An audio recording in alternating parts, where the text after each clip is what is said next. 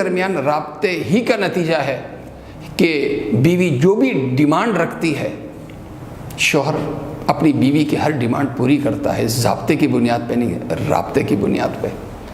دین ضابطے سے زیادہ گھر کو آباد رکھنے کے لیے ہمیں رابطہ دیتا ہے، اور وہ رابطہ ساس بہو کو یا بہو اور ساس سسر کو کیا دیتا ہے کہ شرعی حوالے سے یہ بہو جو گھر میں آتی ہے یہ فرینڈشپ کے ساتھ نہیں آتی، یہ پارٹنرشپ کے تعلق کے ساتھ نہیں آتی، بلکہ یہ کنشپ کے تعلق کے ساتھ آتی ہے۔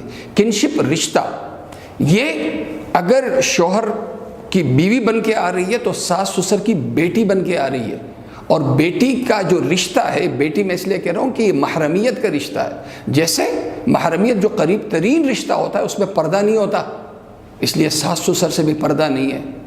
جیسے پہلے تھے والدین، شادی سے پہلے جو والدین تھے، اب شادی کے بعد اب والدین دو نہیں بلکہ چار ہیں۔ تو ساس سسر، ساس اگر اپنی بہو کو اپنی بیٹی کا درجہ دے، اور یہ بہو اپنے ساس سسر کو والدین کا درجہ دے، اور ضابطے سے زیادہ رابطے کو بڑھائیں، خدمت کو بڑھائیں، تو یہ مسائل کبھی پیدا نہ ہو۔ اور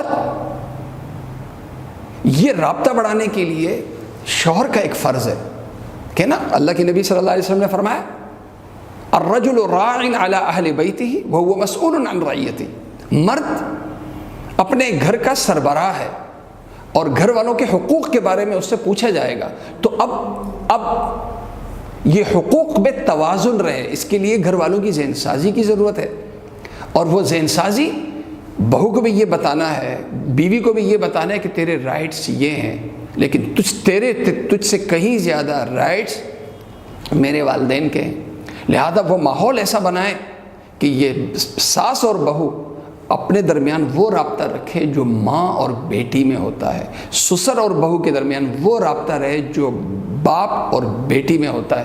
جب رابطہ مضبوط سے مضبوط تر ہوگا، اپنے حقوق منوا کے نہیں بلکہ اپنی ذمہ داری پوری کر کے، تو کبھی اس قسم کے جھگڑے نہ ہوں۔ اللہ تعالیٰ مجھے اور آپ سب کو عمل کرنے کی توفیق عطا فرمائے۔ وآخر دعوانا الحمدللہ رب العالمین۔